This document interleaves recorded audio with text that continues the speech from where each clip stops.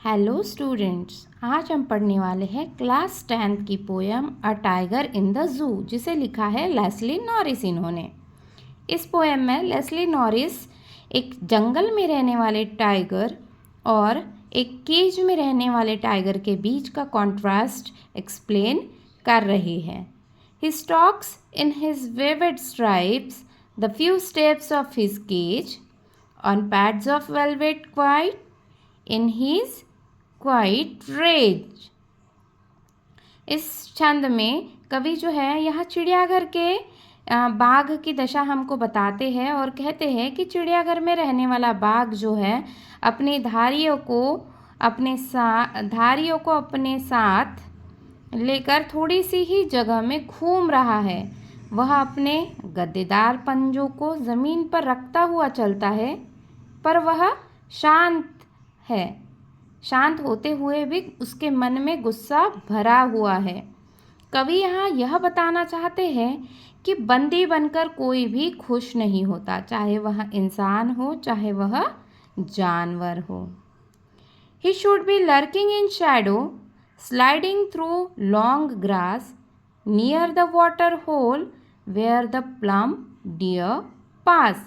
इस छंद में कवि हमें उस बाघ का वर्णन कर रहे हैं जो जंगल में रहता है, जो प्राकृतिक वातावरण में रहता है। तो कवि यहाँ बताते हैं कि वह एनिमल जो जंगल में रहता है, जब प्रकृति की गोद में रहता है, वह या तो किसी पेड़ की छांव में बैठा हुआ होगा या किसी लंबी घास के पीछे छिपकर अपने शिकार का इंतज़ार कर रहा होगा। वह नदी या तालाब के पास भी हो सकता है, जहाँ पे बाकी जानवर पानी पीने आते हैं और वह बाघ उनका शिकार कर पाता है। He should be snarling around houses at the jungle's edge, baring his white fangs, his claws terrorizing the village। इस छंद में कवि हमको यह बता रहे हैं कि बाघ जो है वो जंगल में दहाड़ रहा होगा या वह अपनी शिकार की तलाश में वहाँ घूम रहा होगा। जहाँ जंगल के आसपास घर बन रहे हैं वहाँ ये घूम रहा होगा।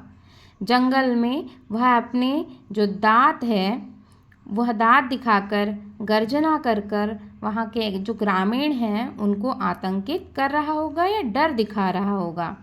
कि कवि हमें ये बताना चाहते हैं कि जो जानवर प्रकृति के वास में रहता है वह अपने मन से किसी भी क्रिया को करने के लिए खुला रहता है। But he is locked in a concrete wall, his strength behind bars, stalking the length of his cage, ignoring visitors.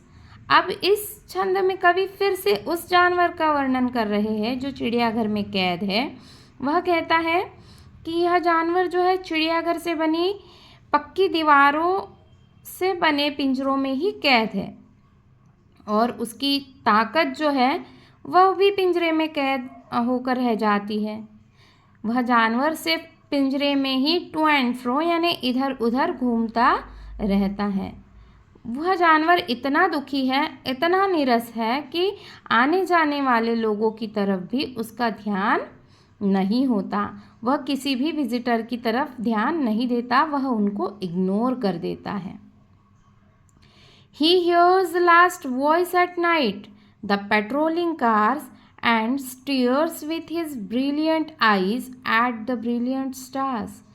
इस छंद में भी कवि ने चिड़ियाघर के रहने वाले बाघ के बारे में ही कहा है कि वह पिंजरे में बंद होकर अपनी सारी ताकत और गतिविधियां भूल चुका है। वह जो है रात को चौकीदारों की आखिरी आवाज़ सुनता रहता है, क्योंकि गश्त कर रही गाड़ियों की आवाज़ें उसको आती रहती है और वह अपनी चमकती आँखों से सिर्फ तारों को निहारते रहता है। इस तरह कवि हमें यहाँ जंगल में रहने वाले जानवर और जो पिंजरे में कैद रहते हैं वह जानवर, इनके बीच का डिफरेंस समझा रहे हैं, कॉन्ट्रास्ट समझा रहे हैं।